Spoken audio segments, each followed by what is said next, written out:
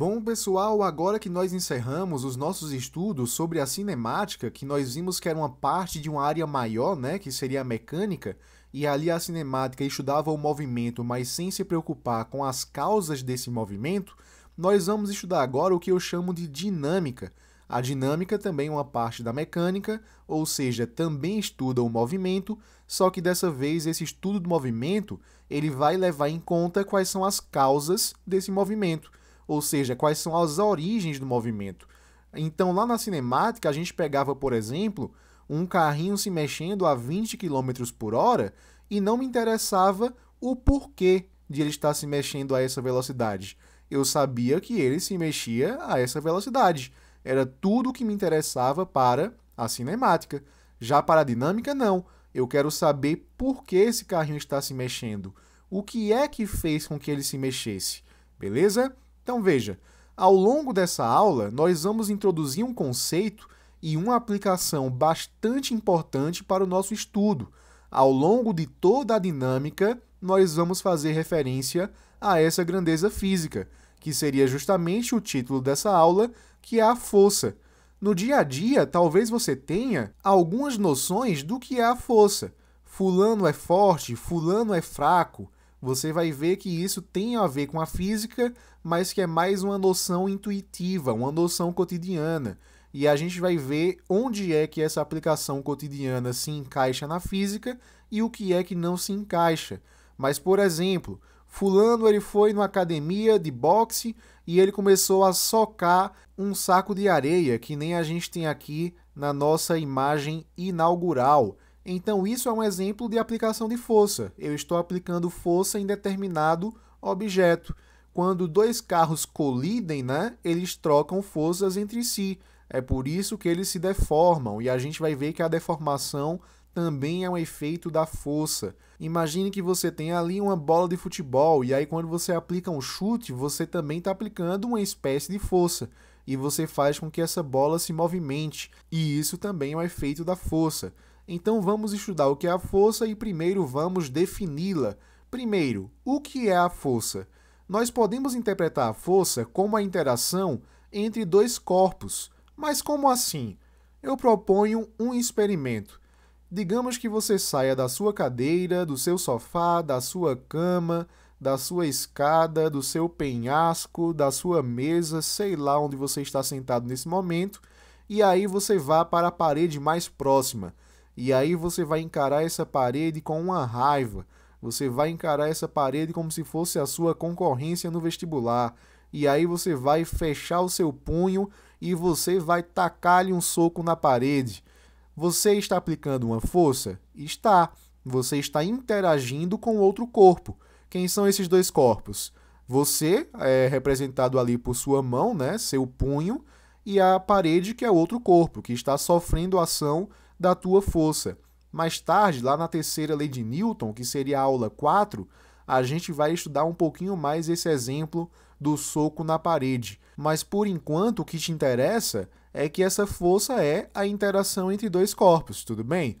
E agora nós vamos estudar alguns efeitos dessa interação, ou seja, o que é que a aplicação de uma força em determinado corpo pode fazer com esse corpo, beleza? A aplicação mais comum, e talvez a que a gente vá mais trabalhar aqui na dinâmica, é na alteração do estado de movimento. Eu quero que você olhe para essa bolinha vermelha que se encontra aqui na grama, né? No solo. Essa bolinha, em relação à Terra, está em repouso. Ela não se movimenta, ela não se desloca no espaço. Isso quer dizer que, em relação ao solo, em relação à Terra, a velocidade dela é nula.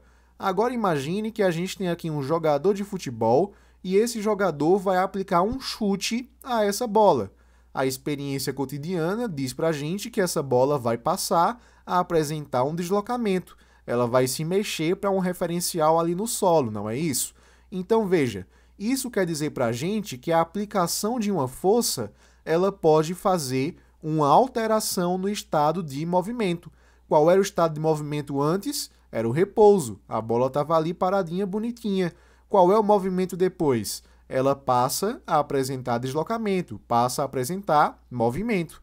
Então, eu consegui alterar o estado de movimento de um corpo através da aplicação de uma força. E isso também pode acontecer de forma contrária, né? Imagina lá no Homem-Aranha 2, em que a gente tem aquele trem em movimento, né? Aquele trem que não consegue mais frear, e aí o Homem-Aranha tem que ir lá soltar várias teias e tal pelos prédios de Nova York para conseguir fazer com que esse trem pare, não é isso? Então eu estou alterando o estado de movimento desse trem. Esse trem estava em movimento, e aí depois que o Miranha aplicou lá um bocado de teia, né, e segurou essas teias e heroicamente fez com que o trem parasse, ele fez com que o trem entrasse em repouso. Então eu saí do movimento e entrei no repouso. Alterei o estado de movimento. Tudo beleza? Tudo em cima? Tudo facinho, né? Então veja, aqui a gente tem um outro efeito de uma aplicação de força em um corpo. Digamos que a gente tem aqui um ninja, o nosso coleguinha, ele andou treinando aí artes marciais e ele deseja partir essa árvore ao meio. Então, nessa técnica aqui, que seria a voadora do macaco chinês, ele vai atacar ali a árvore. E aí ele vai se aproximando, e a árvore já tá tremendo na base. E aí, meu Deus, socorro, fotossíntese, glicose, sei lá, não entendo de botânica. E aí, veja, galera, quando ele encosta ali na árvore, é lógico que a gente sabe que quem vai se deformar é o nosso colega, não é isso? Ele pode treinar em um bocado, mas a gente já viu nas aulas anteriores que ele sempre se mete em presepadas, então ele não vai conseguir deformar a árvore, mas aí ele consegue deformar a si mesmo. Quando você aplica uma força em um corpo e ele se desmancha, ele muda a forma dele, então você tem ali o que a gente chama de deformação. Deformação vem do latim e significa mudança de forma, não é? Não faço ideia, mas digamos que seja. Então aqui a gente tem a deformação de um corpo. A gente está mudando a forma dele, né? Transfigurando esse corpo. Olha que palavra bonita. Então, se a gente muda a forma do corpo, a gente tem um indício de que uma força foi aplicada nesse corpo. Você pega ali um pedacinho de papel, você começa a amassar, você aplica uma certa força, então você deformou o corpo. Amém? Amém. Um outro efeito interessante que a gente tem ali para a força é a capacidade de equilibrar os corpos. Então, por exemplo, aqui a gente tem um alpinista, né? E esse alpinista está escalando ali uma montanha muito bem desenhada. Então ele vai e joga lá um negocinho lá, um gancho, e aí ele coloca uma corda nesse gancho. Eu não sei bem como é que esse negócio funciona, mas aí ele consegue se equilibrar através de uma força que ele está exercendo ali no fio, por exemplo, né? Ele meio que puxa o fio para poder se equilibrar.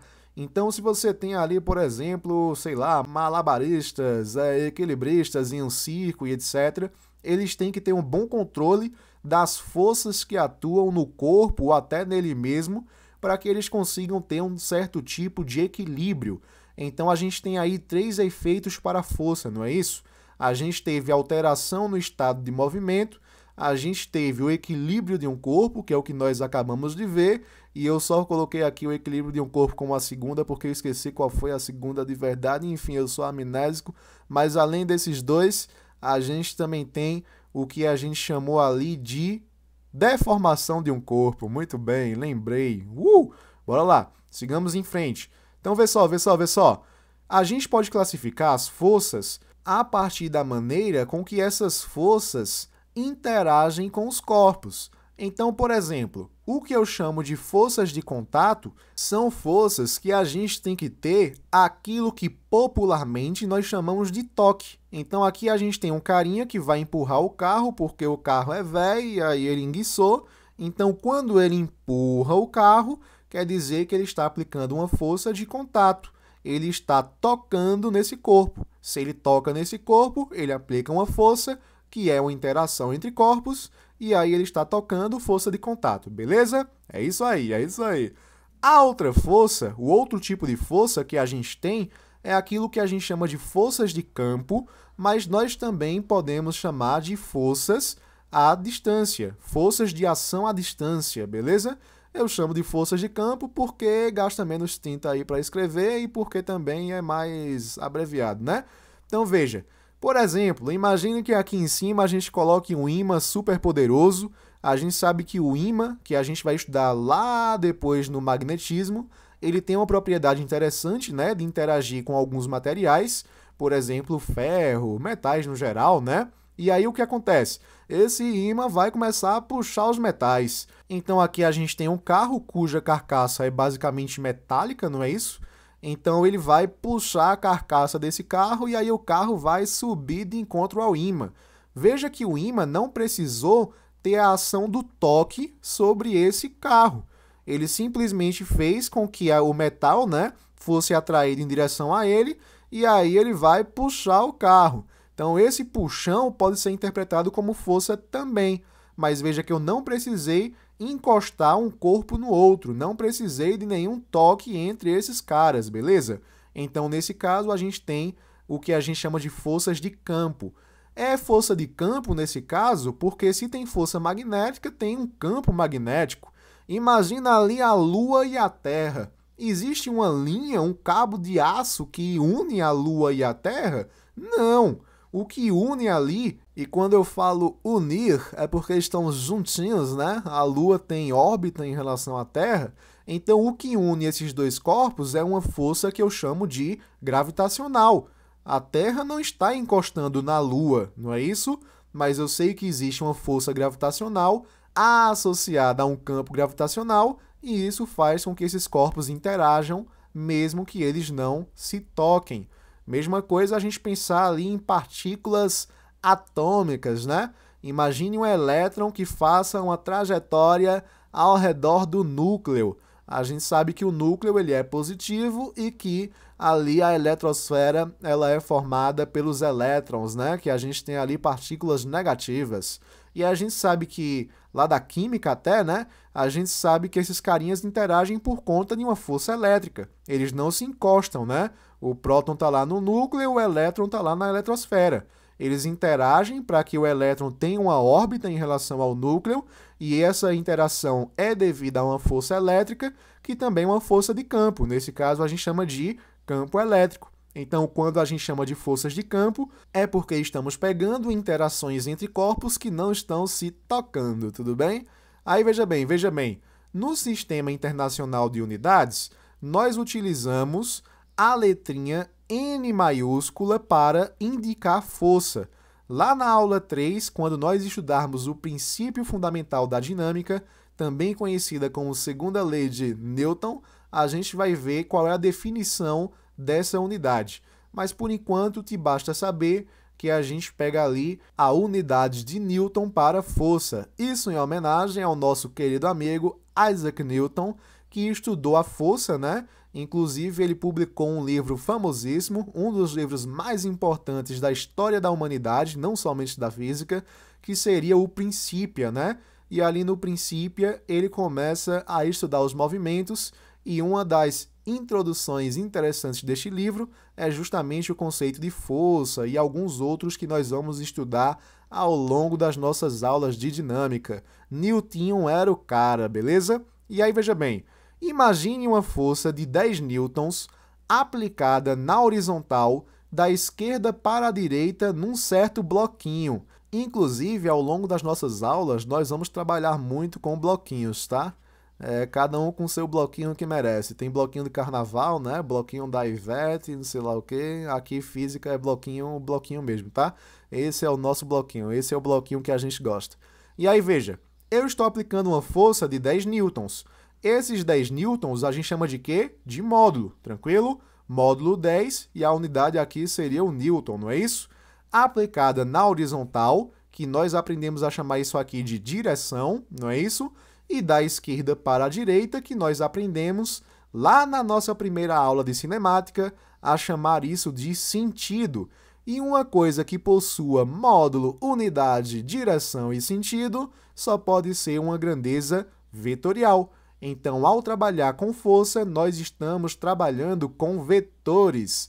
E aí eu já sugiro, para que você tenha um grande sucesso na compreensão dessas aulas, que você vá lá na playlist de cinemática e aí você dê uma olhadinha lá na aula sobre vetores. Aquela aula vai ser importantíssima para a gente entender tudo a partir de agora, tudo bem?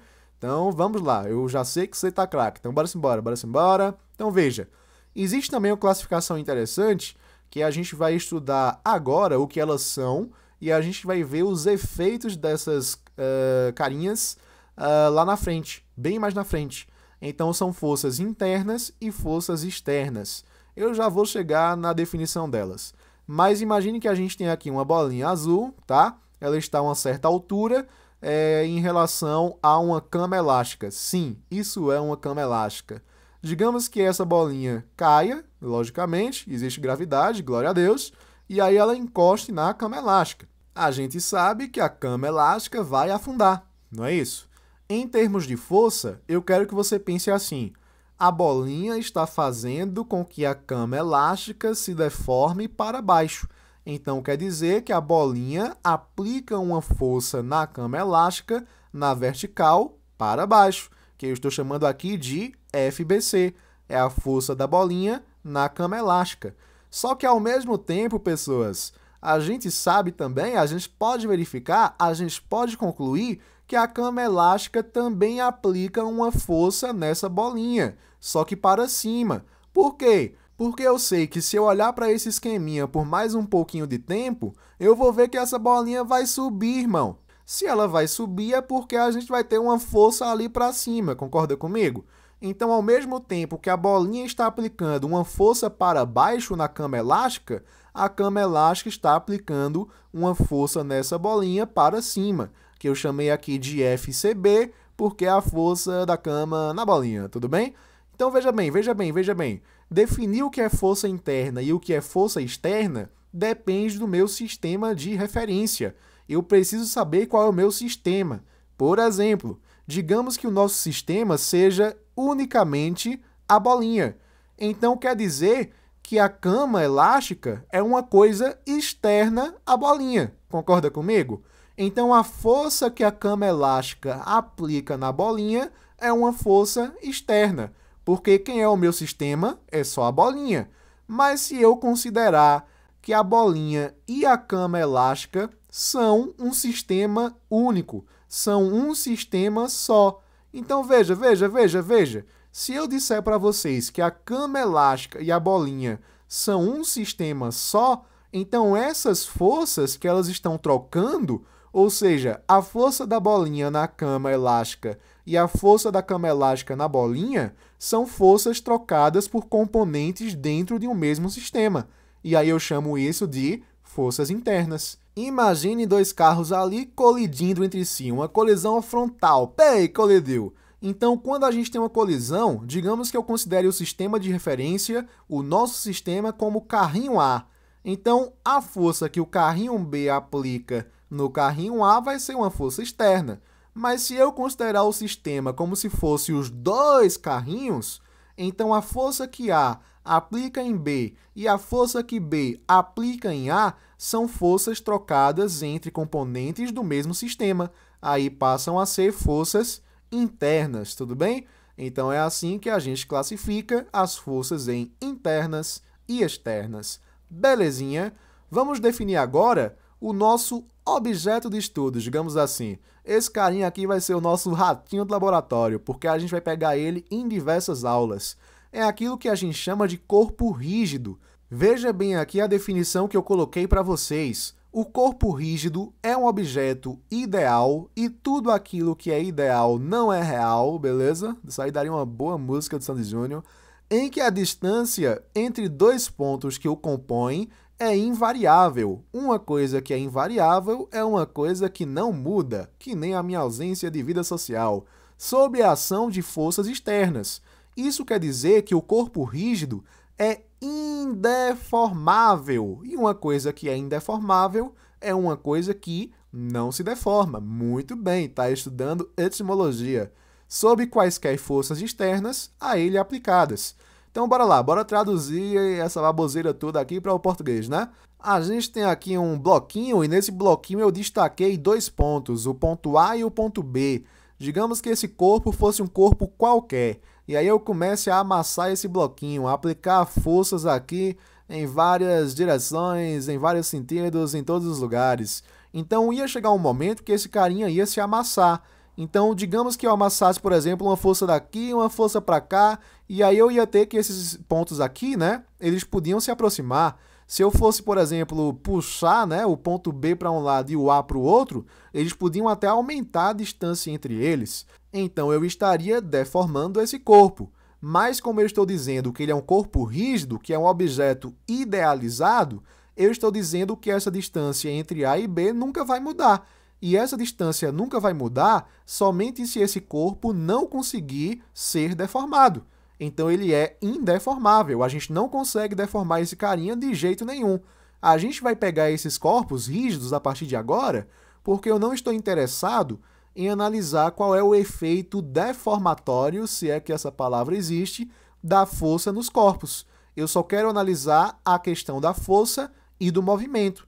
Então, para isso, a gente cria esse corpo idealizado para que ele não atrapalhe o nosso estudo do movimento. Eu não quero que ele se desmanche, que ele fique troncho, que ele se deforme. Eu só quero que ele se mexa, beleza? É basicamente isso. E aí, veja bem, pessoas, logicamente que a gente pode aplicar várias forças em um corpo só, mas eu posso analisar, para facilitar o meu estudo, aquilo que a gente chama de força resultante. Então, vê só, quando mais de uma força atuar num corpo, levaremos em conta a sua força resultante, que vai ser a soma vetorial das forças parciais. Lembre-se que lá na nossa aula de vetores, a gente viu que a gente tinha, por exemplo, um barquinho posicionado num rio com correnteza. Então a gente tinha a velocidade do barquinho, né, porque ele era dotado de um motor, a gente tinha a velocidade da correnteza no barquinho e a gente juntava essas velocidades para chegar numa velocidade que a gente chamava de resultante.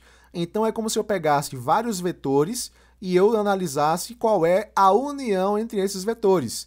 Então esse também é o espírito da força resultante. Eu posso pegar ali infinitas forças em um corpo, mas eu vou analisar o somatório vetorial dessas forças, que seria a força resultante. Mais uma vez, se não tiver craque em vetores, volta lá para a aula de vetores na playlist de cinemática, tá? Aqui eu vou colocar um resuminho, inclusive, do que a gente viu lá naquela aula.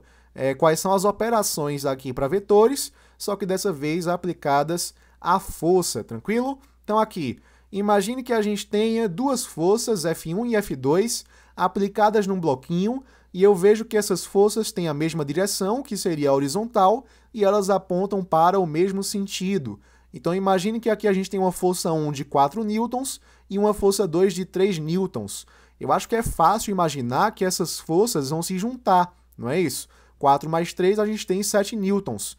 Então quando a gente pega duas forças ou até mais forças que estejam na mesma direção e estejam no mesmo sentido, o módulo da força resultante vai ser a força 1 mais a força 2. Perceba que aqui eu não estou colocando mais a setinha de vetor, né? Porque aqui eu estou pegando o módulo desses vetores. Vamos analisar agora a situação em que a gente tem vetores na mesma direção, que continua sendo a horizontal, mas dessa vez em sentidos opostos. A gente tem F1 para a direita e F2 para a esquerda. Galera, é como se a gente tivesse ali uma brincadeira de cabo de guerra, né? A gente tem uma equipe puxando para um lado e outra equipe puxando para o outro. Vence a equipe que tiver a maior força. Então, quando a gente pega uma força resultante desse tipo, a gente está pegando a subtração entre esses dois vetores. Então, para calcular o módulo da força resultante, a gente pegaria a força maior, que seria F1, e a gente subtrairia da força menor, que nesse caso é F2. Então, mesma direção e mesmo sentido, soma. Mesma direção em sentidos opostos, subtrai. Aqui a gente tem um caso bem bacana, que é quando a gente pega vetores que são perpendiculares entre si. E vetores perpendiculares entre si são aqueles que possuem um ângulo de 90 graus entre eles, tudo bem? Então, o que acontece? A gente aplicaria aqui a regra do polígono, né? A gente basicamente traçaria uma força resultante aqui. A gente pode pegar essa força F1 e trazer ela para cá, porque como é um vetor, a gente pode deslocar como a gente quer no espaço, não é isso? E aí a gente percebe que aqui a gente tem um ângulo de 90 graus. Isso quer dizer para a gente que a força resultante é uma hipotenusa, que F1 é um cateto e que F2 é outro cateto. Então, nós podemos aplicar a regrinha que a gente aplica para triângulos pitagóricos, que seria o Teorema de Pitágoras. Então, aqui a gente diria que a hipotenusa ao quadrado, que nesse caso é a força resultante, tem que ser igual à soma dos catetos, que são F1 e F2, também ao quadrado. E o último caso que a gente tem são para forças que são oblíquas entre si, ou seja, estou pegando aqui ângulos que não sejam de 0 graus e também não sejam de 90 graus. A gente utilizava a regra que a gente chamou lá na aula de vetores de regra do paralelogramo. E lá naquela aula a gente viu que, para calcularmos o módulo dessa força resultante, a gente aplica uma adaptação da lei dos cossenos. Então, a força resultante ao quadrado tem que ser a força 1 ao quadrado mais a força 2 ao quadrado, mais 2 vezes a força 1 vezes a força 2 vezes o cosseno de θ, sendo que θ é o ângulo entre esses dois vetores. É esse ângulo que eu estou desenhando aqui, tudo bem? E aí, a partir dessa lei dos cossenos, que basicamente vai definir todo o nosso estudo, a gente tem duas conclusões importantes. Mas antes de chegar nelas, eu quero destacar aqui para vocês que nesses 4 casos, a gente está pegando uma força vetorial. A gente está pegando uma soma vetorial. Então, quer dizer que essa força resultante, em todos os casos, é F1 mais F2. Só que nesse caso, a gente coloca o símbolozinho de vetor, né? Porque essa soma vetorial, ela pode assumir qualquer um desses casos que a gente acabou de estudar aqui. Então, a soma vetorial ela é representada por esse esqueminha daqui, mas o módulo dessa força resultante pode ser interpretado como qualquer um desses casos que a gente acabou de olhar. Então, se você perguntar para um físico quanto é, sei lá, 3 mais 4, ele vai dizer que pode ser 7, pode ser 1, pode ser 5, pode ser, sei lá, qualquer coisa aí. Isso porque o físico pode pensar que 3 mais 4 é a mesma coisa que uma soma vetorial. Então, você precisa especificar qual é a direção, qual é o sentido, o que é que está rolando com esses vetores, o que se passa na vida deles. Então, nem sempre 3 mais 4 vai ser 7. Depende de quando a gente analisar vetorialmente, beleza? Então, fique ligado nisso, fique ligada nisso. Tranquilo, tranquilo, tranquilo. Oi. Então, veja. A força resultante será máxima, isso aqui é a primeira conclusão que eu falei para vocês, que a gente pode tirar da lei dos cossenos. A força resultante será máxima quando as forças parciais tiverem a mesma direção e o mesmo sentido. Por quê? Porque se a gente olhar para a lei dos cossenos, que a gente viu agora há pouco, né? Finge que eu consigo desenhar aqui a equação bem rapidamente. Então, 2 vezes F1 vezes F2, F2 vezes cosseno θ, está aqui a equação. Perceba com muito carinho que aqui no final da fórmula a gente tem uma soma, não é isso? E essa soma ela depende aqui do cosseno de θ. Só que o cosseno de θ, digamos que a gente pegue ali ângulos de 0 graus a 180 graus, ele pode assumir valores de mínimo, que seria de menos 1, e valor de máximo, que seria ali de mais 1. É uma função que vai variando de menos 1 a 1, não é isso? Lá no círculo trigonométrico, não é? Então, veja, o valor máximo que cosseno de θ pode assumir seria de 1. Só que quando o cosseno de θ é 1, quer dizer para a gente que θ tem que ser igual a 0 graus. Ou seja, o ângulo formado entre os vetores vale 0 graus. É o caso de quando a gente tem dois vetores que estejam na mesma direção e no mesmo sentido. Então, quando a gente tem dois vetores obedecendo essa orientação, a soma vetorial entre eles vai ser a soma máxima, tranquilo? Então, o valor vai ser máximo quando a gente tiver duas forças na mesma direção e no mesmo sentido. A outra conclusão que a gente pode tirar, também analisando aqui a lei dos cossenos adaptada, né? Aqui para o nosso estudo vetorial na física. Aqui, beleza, bonitinho, 2 vezes F1 vezes F2 vezes cosseno θ. Então, perceba mais uma vez que aqui a gente tem uma soma e que essa soma depende do cosseno de θ. E aí, lá no círculo trigonométrico, a gente vê que o menor valor que cosseno θ pode assumir é menos 1. Então, cosseno θ é igual a menos 1, e isso indica para a gente que θ vale 180 graus. É quando a gente tem dois vetores, que eles formam um ângulo de 180 graus entre si. Então, um para cá, outro para cá. Então, aqui a gente tem 180 graus. Aí, veja. Quando a gente tem vetores assim, a gente aprendeu que a gente subtrai o módulo, não é isso? Então aqui, veja bem, a força resultante será mínima quando as forças parciais tiverem mesma direção e sentidos opostos. E não se esquece disso, tem algumas questões que vão tratar disso, a gente vai ver uma daqui a pouquinho. Vamos agora para a nossa primeira aplicação. Sobre uma partícula P, agem 4 forças representadas na figura abaixo. Então, tem aqui forças na horizontal, forças na vertical, algumas para cima, outras para baixo, uma para a direita, outra para a esquerda, enfim. O módulo da força resultante sobre a partícula é de, veja bem, jovem gafanhoto, eu quero que você olhe primeiramente para a vertical. Na vertical, nós temos 2 forças que, logicamente, como estão na vertical, possuem a mesma direção, mas possuem sentidos opostos. Então, aqui a gente tem uma força de 6 newtons e uma força de 3 newtons. Mas quando a gente viu que a gente pega forças na mesma direção e com sentidos opostos, a gente vai subtrair o módulo dessas almas cebosas, não é isso? Então, veja, aqui eu pegaria 6 newtons e subtrairia 3 newtons. 6 menos 3, a gente vai ter uma força de 3 newtons. E essa força de 3 newtons vai apontar para onde? Para cima, porque a força maior estava para cima. Então, aqui a gente tem uma força, né, de 3 newtons apontando para cima. Eu quero que você olhe agora para a horizontal. Quando você olha para a horizontal, a gente percebe que a gente tem 2 forças que, logicamente, por estarem na horizontal, estão na mesma direção e também estão em sentidos opostos. Uma aponta para a direita e a outra aponta para a esquerda. O que é que a gente pode fazer? A mesma coisa que a gente fez para a vertical. Forças na mesma direção, sentidos opostos, a gente subtrai. Então, a gente pegaria 12 newtons menos 8 newtons. Isso aí vai dar para a gente 4 newtons, né?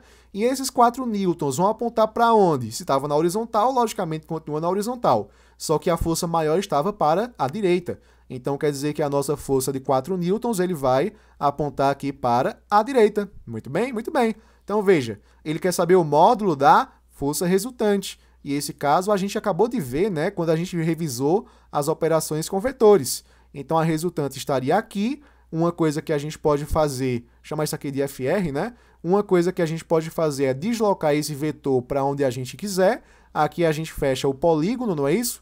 3 newtons aqui tem 90 graus, a gente pode aplicar o teorema de Pitágoras. Glória a Deus! Então, a força resultante ao quadrado vai ser 1 dos catetos ao quadrado, vou dizer que o primeiro é o de 3 ao quadrado, mais o outro, que seria 4, então 4 ao quadrado. Legal! Então, a força resultante ao quadrado vai ser 3 ao quadrado é 9 e 4 ao quadrado é 16, não é? Então, 9 plus 16 é 25. Então, a força resultante aqui ao quadrado tem que ser igual a 25. Se eu tirar a raiz de ambos os lados da equação, da equation, né? Aí, raiz de força resultante ao quadrado é força resultante e a raiz de 25 é de 5 newtons. Então, tá lá a nossa resposta, letra A, de amarelão. Questão facinha, né? Vamos agora para a próxima, next. Então, aqui a gente tem 2 forças têm intensidades de 10 newtons e de 15 newtons, F1 e F2, respectivamente, né? Ele quer saber o módulo da resultante, R é igual a F1 mais F2, aqui é uma soma vetorial, perceba ali a notação de vetor, né? A setinha em cima das letras, das variáveis.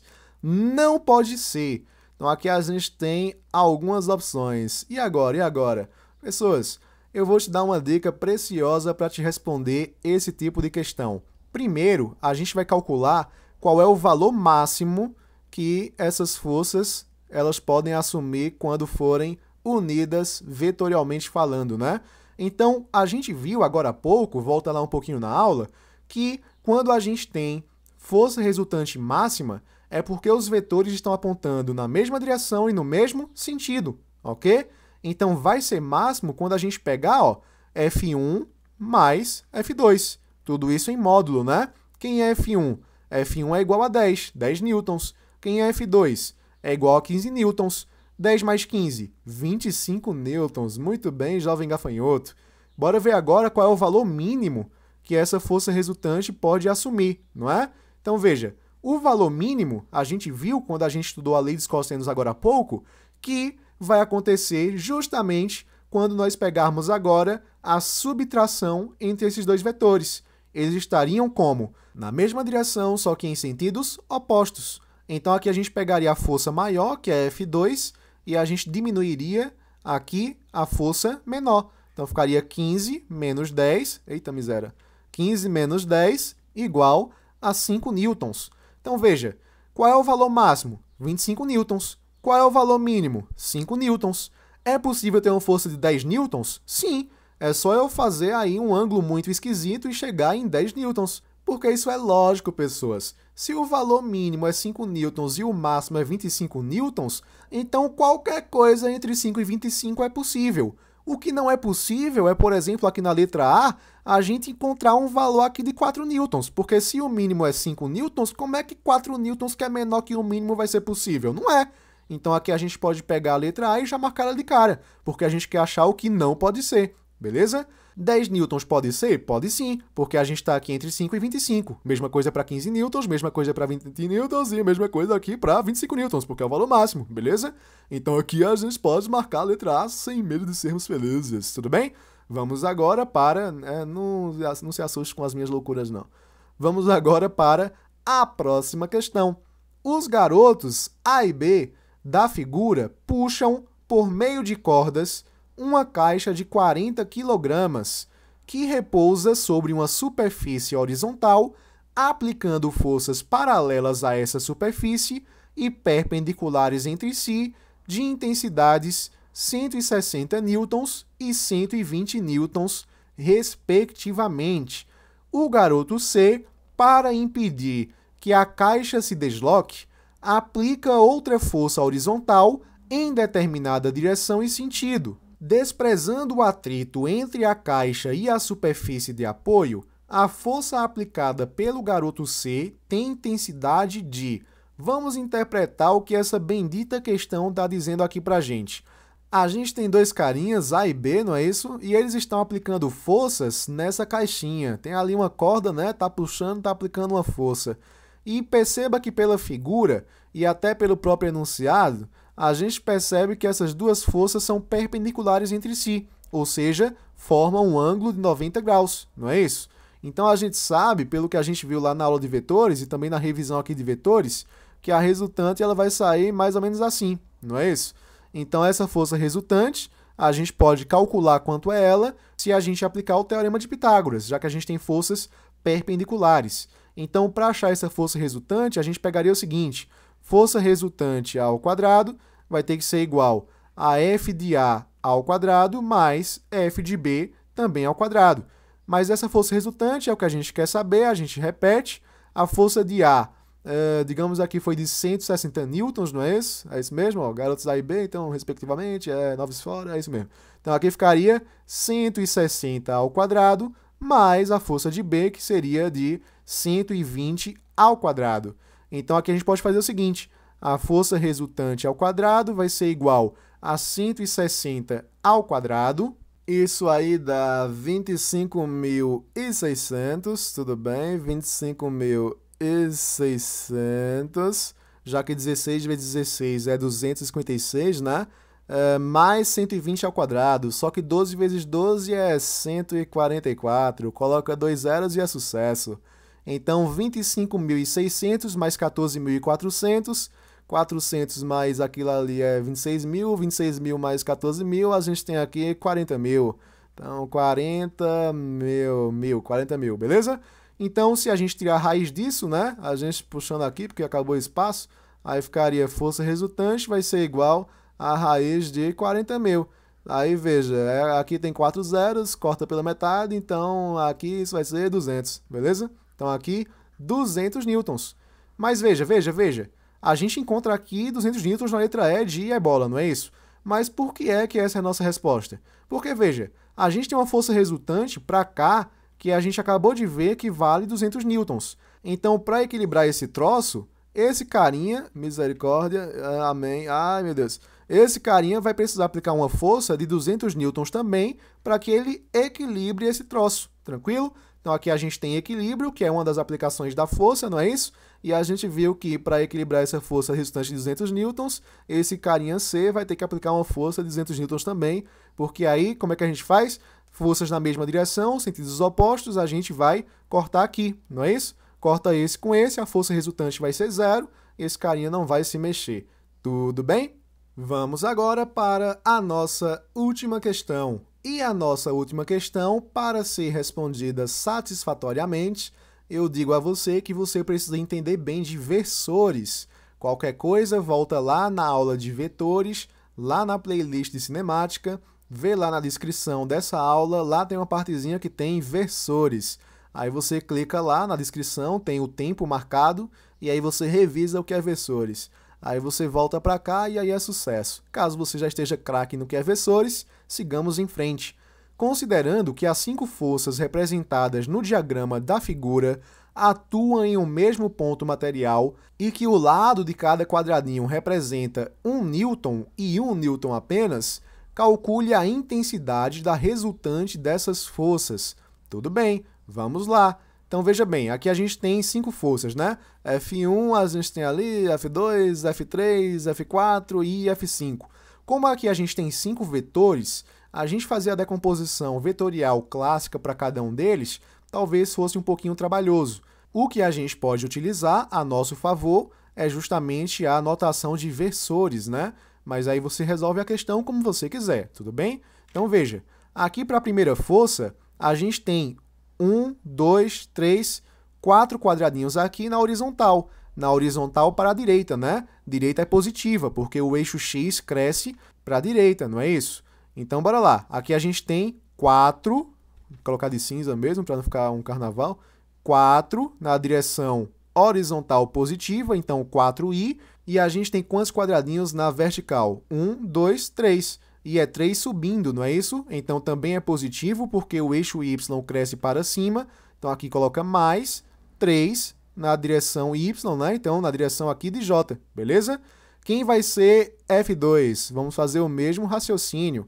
Vamos colocar aqui de verde. F2, a gente tem quantos quadradinhos na direção horizontal? A gente conta 1, 2, 3, não é isso? 3 quadradinhos, é isso mesmo.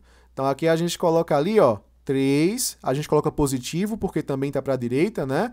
A gente vai colocar logo mais, porque está subindo, então quando sobe é positivo. E a gente conta quantos quadradinhos na vertical? 1, 2, 3, 4, 5, 5, né? Então aqui a gente coloca mais 5J, beleza. Agora vamos olhar para F3. Então para F3 a gente ficaria com o seguinte, a gente pega, cadê F3? Está ali. A gente tem quantos quadradinhos na horizontal? 1, 2, 3, não é isso? A gente tem 3 quadradinhos para a esquerda. Como a gente agora vai para a esquerda, a gente coloca um sinal de menos. Então, menos 3i, para indicar que é a direção horizontal, e é negativo porque a gente está indo para a esquerda. Aqui na vertical, a gente pode pegar assim, 1, 2, 3, 4, tudo bem? A gente fecha o triângulo ali, então a gente tem mais, porque a gente está subindo, 4J. Vamos olhar agora para F4. Deixa eu inventar aqui uma cor, beleza? Ó, então, para F4, a gente percebe 1, 2 casinhas, né, na horizontal, só que está na horizontal para a esquerda. Então, F4 vai ser menos 2i. E a gente percebe também que na vertical ele está descendo, não é isso? E a gente desce 1, 2, 3 quadradinhos. Então, se a gente desce 3 quadradinhos, a gente tem menos 3J. E agora só resta a gente olhar para F5, não é isso? Aí para F5, pegar aqui, deixa eu ver que cor, misericórdia, laranja, tudo bem. Para F5 a gente tem 1, 2, 3, 4, 5, 6, 7 casinhas para baixo na vertical. Então aqui a gente coloca menos 7J, beleza? E na horizontal a gente percebe que a gente tem um solitário quadradinho. Como ele está para a direita, a gente coloca ali mais, né, 1i, tranquilo? Agora que a gente sabe a representação de versores para as forças parciais, a gente pode saber quem é a força resultante. Bora somar primeiro tudo que está em i, tranquilo? Então, bora lá. 4i mais 3i, 7i. Menos 3i volta para 4i. Menos 2i, a gente tem ali 2i, tranquilo? mais 1i, a gente tem lá 3i. Então, a gente tem 3 unidades aqui de versor, né, na direção horizontal. Vamos olhar agora para a direção vertical. Mais 3j mais 5j, a gente tem 8j, mais 4j, a gente tem 12j, aí 12j menos 3j, 9j, e 9j menos 7j, a gente tem 2j, não é isso? Então, 3i mais 2j. Aí tudo bem, se a gente quisesse representar essa força, inclusive, vê só, a gente tem 3 versores aqui na horizontal para a direita, então seria 3 newtons para cá, e a gente tem ali 2j, mais 2j, então mais 2j, vertical para cima, a gente tem aqui 2 newtons. A nossa resultante estaria aqui, não é isso? E o que a gente vai fazer é calcular. Como aqui a gente tem dois vetores que eram perpendiculares, a gente vai utilizar o teorema de Pitágoras, né? É só você pensar que a gente pode pegar esses 2 newtons, jogar para cá, fecha um triângulo pitagórico, e aí a gente pode aplicar o teorema de Pitágoras. Então, bora lá. A força resultante ao quadrado, vai ter que ser igual a 2 ao quadrado mais 3 ao quadrado. 2 ao quadrado é 4, 3 ao quadrado é 9, então força resultante aqui ao quadrado vai ser igual a 4 mais 9, que é 13. Se a gente pegar a raiz e jogar para o outro lado, nossa força resultante vai ser igual a raiz de 13 newtons, tudo bem? Como 13 ali é um número primo, né? A gente deixa ele quietinho ali e está lá a nossa resposta. Bom, pessoal, acabamos mais uma aula, a nossa primeira aula sobre dinâmica, não é isso? Muito obrigado por acompanhar até aqui. Caso você tenha alguma dúvida, deixa nos comentários, deixa um gostei, se inscreve no canal, compartilha essa aula com quem você acha que vai gostar, e até a próxima!